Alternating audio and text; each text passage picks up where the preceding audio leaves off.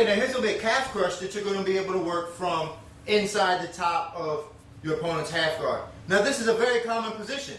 The lockdown of the leg happens all the time, and it can be very dangerous for you because there's a lot of things that he can do when he locks your leg down like this. So he's got my leg locked down, and he's probably going to be stretching it out. So like I said, it can be very dangerous. So make sure that you're surviving, that you can kind of tough this part out at first initially.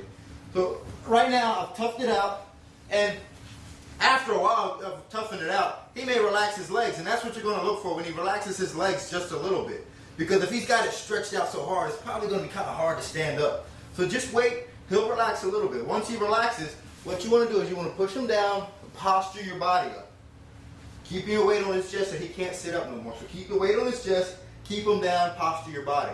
Now you're going to take your foot, step up as close to his butt as you can. So take your foot, step up as close to his butt. Now I'm going to straighten my leg and push his knees down. So I'm going to keep the weight down on his chest so he can't sit up while I'm standing up. Once I stand up, I straighten my leg and push his knees down and get the calf crush. Now full speed.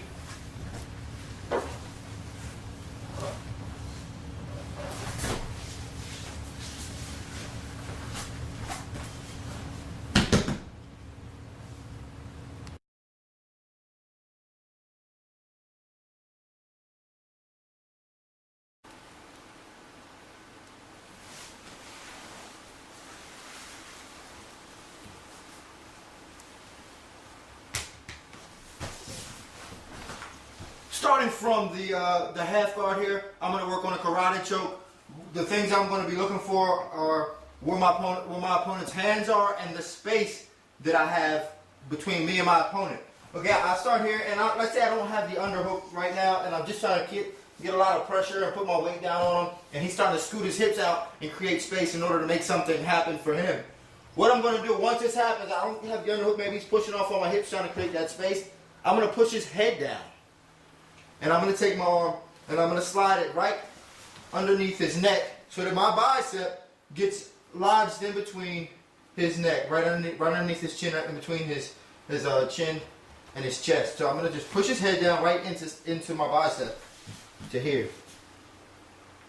And while I do that, I'm also going to push my shoulder onto the opposite side of his neck.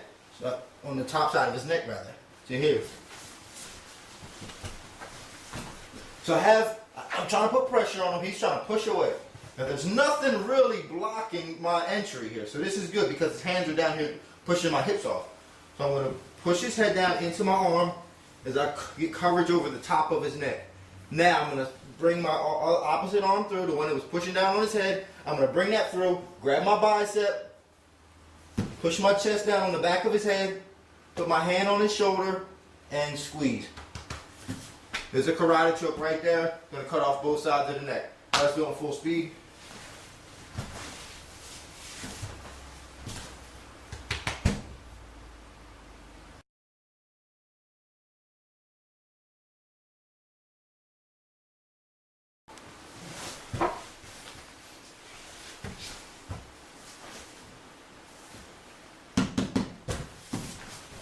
Now let's do the darts from on top of side control. Or not side control, half guard. I'm working from the top of half guard here, and my opponent is looking to get out. He's trying to create space. He's looking to get out. So, and he has the underhook. This is okay for me. Don't worry. It's not a problem. He's trying to come out. He has the underhook. It's not a problem. Okay, I'm trying to put weight on him, keep him flat on his back. This is going to cause him to try to create a lot more space to get out. Now, once he starts to get out, and I have the space, I have a lot of holes here in order to make this choke work for me. So as he's getting out, he creates a lot of space. He's all the way on his side. He's probably going to be putting his head down anyway in order to make something happen. Maybe go for a half guard sweep or whatever. I'm going to push his head down, come over top of his arm, underneath the armpit, slide underneath the neck, all the way to here.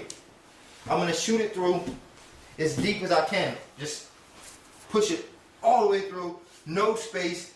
Every part of my arm is covering his neck and his armpit, everything. So as he's getting out, he creates a space for me. I'm going to push his head down into my arm.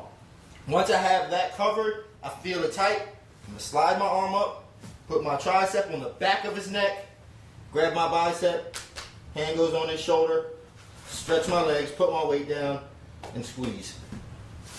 And there's your darts. Now full speed.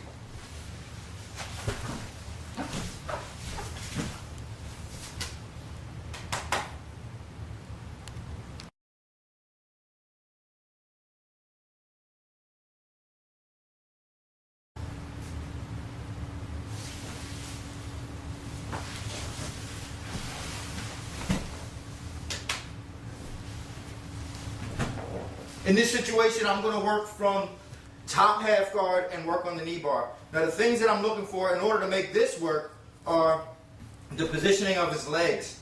And if I'm in top half guard here and I look down and I see this leg is on top of the other leg, that's a good sign that I can probably finish the knee bar. If he's got my legs trapped and his leg, maybe he's got it locked another way, it may be a little more difficult. But because this leg is on top, it's going to give me good access in order to finish the knee bar. So I'm starting from position. It doesn't really matter whether he has the underhook or not. Just don't allow him to get too far out on his side. If he gets too far out on his side, it changes the nature of the position, changes your angle. So you still want to try to keep your weight down here. If he's on his side too much, just try to get his weight down a little bit more. So now what I'm going to do, I'm going to take my elbow and come back. As I'm coming back to here. This is going to keep his hips in place in a good position for me to have access to this leg and throw my knee bar. So I can start from here. I'm going to come back this way. Now I'm going to reach around towards his calf. I'm going to take my knee, slide it across his belly as I bring my chest on top of his knee, and I'm going to spin. As I spin, I'm going to grab his heel and lock the knee bar.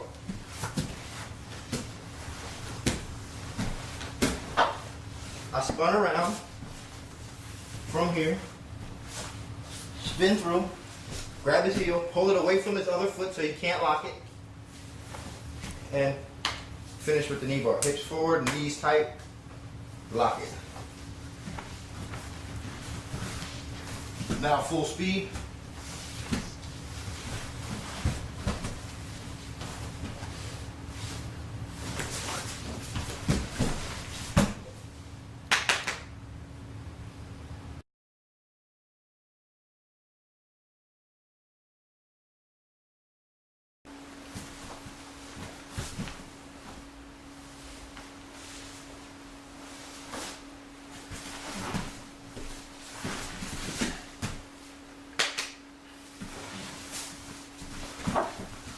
Okay, now we're going to do a knee bar from a back step entry. So in this position, you know, always the guy on the bottom, he's probably going to be looking to try to create space, use his underhooks to create space. So the first thing I want to do is I want to keep him flat on the floor. And I'm going to do that just using my upper body and my hips to just drive him back down. So I'm starting from here, and he's trying to get on the side. I'm going to drive him back to the floor.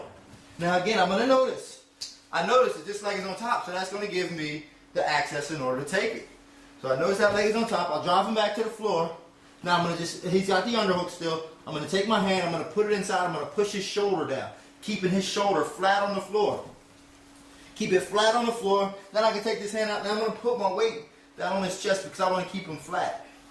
Now that I have him flat, I'm going to use my hips and I'm going to spin around almost like a top. I'm going to spin around, stand in place, and throw my leg over as a back step to here. This is going to give me his leg. So as I back step, I reach forward, grab his heel, and finish with the knee bar. Let's do it from a different angle so you can see that step. So first things first, got to keep him flat on the floor. Don't let him come out. If he comes out too much, he may give you problems. It may be hard to step around. So I want to keep him flat. So I'm going to drive him to the floor. Push off on his shoulder, push off on his chest, put my weight down on his chest. Now look, there goes the leg. I'm going to take that thing. There goes the leg. I'm going to spin. Pretty much on my knee. There's my pivot point. Spin. In position. My hips are close to his. Grab the heel. Grabbing the heel keeps him from relocking his foot. I'm going to grab the heel, snatch it away from him. Get my chest on his knee. And finish with the knee bar. Now full speed.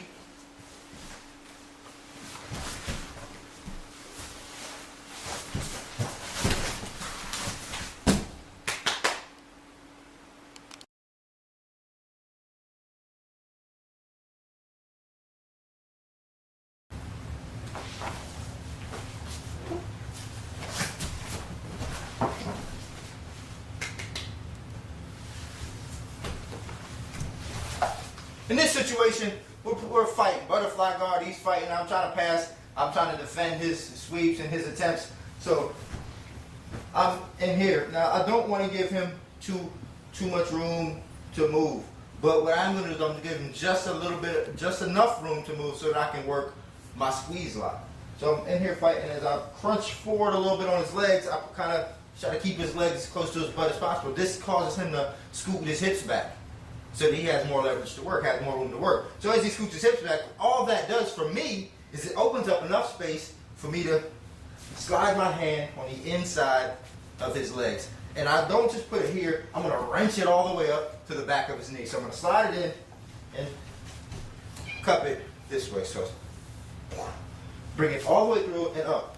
Now, once I get this all the way through and up, I want to get close to him. I want to push his heel towards his butt. And I'm going to use my hips to do that. So I'm going to bypass this leg and step forward to here. Then I'm going to sit up and notice how close I get to him. I want to get as close as possible to him.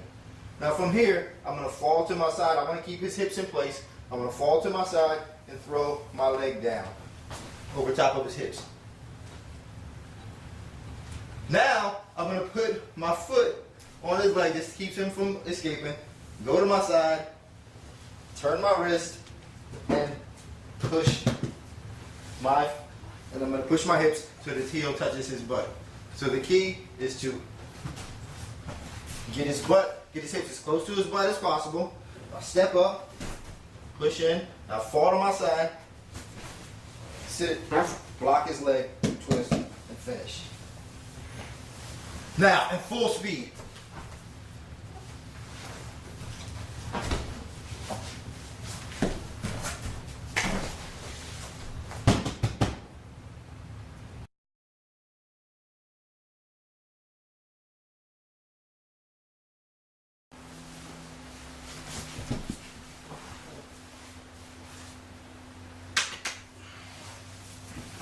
Okay, can opener from inside the butterfly guard. This type of submission is actually going to be your best type of can opener to work. This type of can opener is going to be your best one to do as opposed to doing it from inside the closed guard. Because he doesn't have his legs, you actually have his leg strapped. If you try to can opener a guy inside the closed guard, you know, if he's got good enough hips and he can create space, you can get arm locked that way. So this one's actually going to work a little bit better because you actually have his leg strapped. Now let me explain the details. First things first is I can't do it when his feet are away from his butt. I can't extend myself here because you have no leverage. You give him too much space. The first thing you have to do is you have to close in on his body, keeping his heels to his butt, his knees up, his heels to his butt. So that's the first thing I want to do. Is I want to get my body as close to his as possible inside here. Now once his feet are up against his butt, it's going to be hard for him to create space. Let's do that just a tad. It's going to be hard for him to create space. Now, I have his feet close to his butt, and reach up, grab this part of his head, the back of his head. Don't grab the neck. Here, this is not going to do no damage. He'll just look up and escape the position. I'm going to grab the top of his head, as close to the top of his head as possible. I'm going to squeeze my elbows in, and I'm going to drive my elbows, squeeze my elbows in, drive my elbows right down into his chest as I pull up on his head. I'm going to pull up and crush all that, try to bust his neck wide open. So I grab the top of his head, elbows in, and pull up. Now full speed.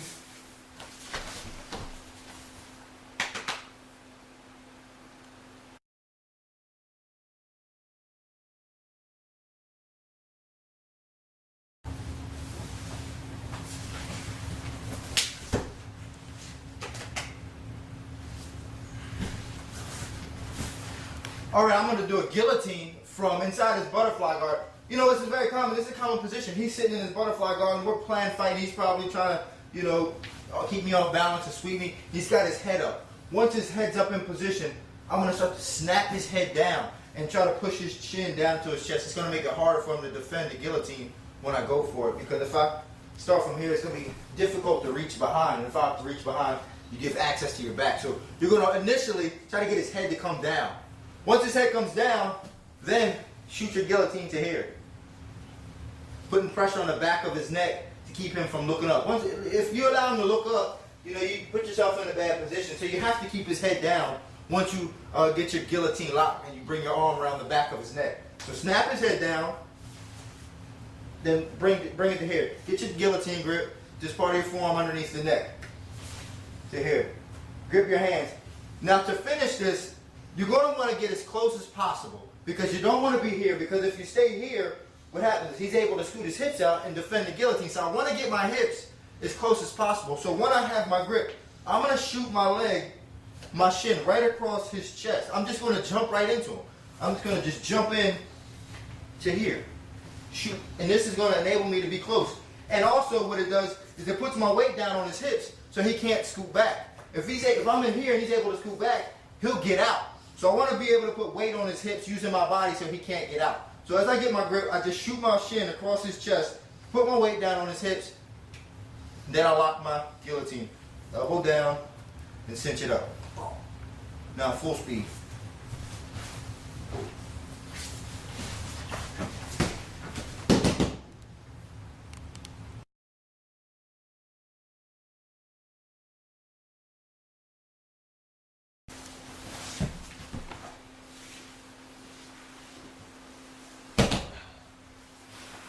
Okay, here's we're gonna do a sort of a modified inside heel hook / shin compression from the butterfly guard. First thing I want to do is I want to get his feet. Well, his feet are already going to be underneath you in the butterfly guard, but I want to get them within range so I can just reach down and grab them. So I want to enclose my body in on his to here. Now from here, I have to get my knees together. I have to squeeze my knees as close together as possible because I don't want a lot of movement around with his legs in order for me to finish. So once I have my knees together, I'm in here in this position like this. His feet are within range. I don't have to fish for him. My knees are have him squeezed and closed together. What I'm going to do is, as I have that position, I'm just going to reach my hand down, grab his heel, put my elbow in on the other side, put my elbow on my forearm rather, just the blade of my forearm on his ankle, and I just lift up. Here, just lift up. I can use two hands. You know, if you want to be fancy, you can use one hand but guess what? Bang! Knock it off. You use two hands if you want to really do a lot of damage. But the key is you got to get your knees together, keep his feet within range, reach down, grab the heel, forearm in, and pull up on the ankle. Now, full speed.